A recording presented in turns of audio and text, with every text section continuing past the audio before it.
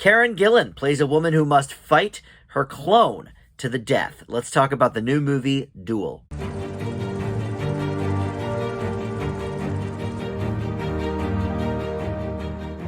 Hey guys, Dan here. This is Dan Reviews It. Welcome to my spoiler-free review for the new movie, Duel. This had a very, very brief theatrical run in April, but it is now available at home for the on-demand crowd, or if you subscribe to AMC Plus, you can see it for free there. Before we get into the specifics of this movie, I do want to welcome you into Dan Reviews It. Thank you for finding this video, and please consider subscribing down below there. We tackle a lot of new movies out there. We try to hit all the major ones and then all the TV shows as well that are coming out. So let's talk about this movie, Duel. So like I said, Karen Gillan is the star here. She plays this woman who realizes she has a terminal illness.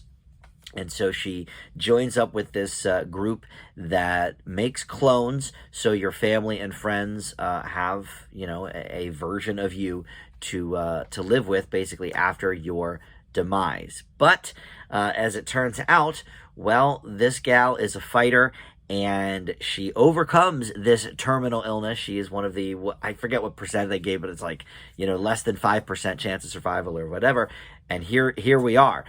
So she now must fight her clone to the death to see basically which one of them will live to see the next day and be the new version of this person. So this is listed as it's a few things in one, a satirical science fiction thriller film. So Aaron Paul also stars here as her trainer.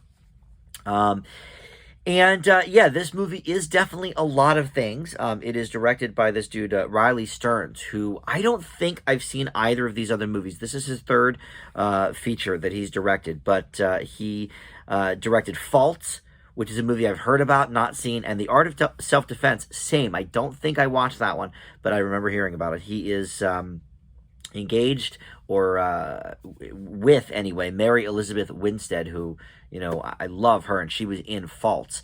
So I actually should check that out now that I sort of know the connection there. But these are all three sort of satirical type films, dark comedies, if you will. But there are other things as well, science fiction and thriller, I think sort of holds for all three of these movies. So with this movie, Duel, it's interesting because I just recently watched a movie sort of similar in a little bit of these concepts called Swan Song. Mahershala Ali stars in it. I reviewed it earlier this year. And it came out late last year. But basically, he is dying and decides to do a clone, but nobody in his family knows. In this universe, people sort of know, okay, you're going to be seeing, my clone once I die. So in that one, nobody really knew except the person doing it. Here, everybody kind of knows, and spectators will watch these duel fights, duels, I guess, because D-U-A-L is the name of the movie, but of course, it really is a duel, D-U-E-L, not really with swords, I guess, but in any case, sort of a double meaning, sort of tongue-in-cheek title for this movie as well. So I sort of wish this movie was able to match its scope of ideas, because there are a lot of really good and interesting ideas here, and the execution of them, for the most part, is not all that great. I can't say that the dark comedy ever really lands, but the concept is cool, and Karen Gillan is giving us one of her great performances ever, I think, with this character, and doing both versions. It's definitely hard to play even, somebody's identical twin, but to play a clone. And there are different ways to sort of do it. So, okay, this person is the real one, this person is the clone.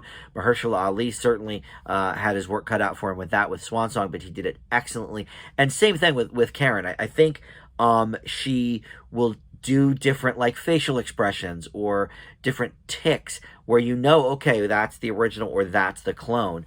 But they don't really, unlike identical twins where at least, okay, they can give you maybe different facial features or, pack a few pounds on the face as you get older. Okay, well, this guy gained weight.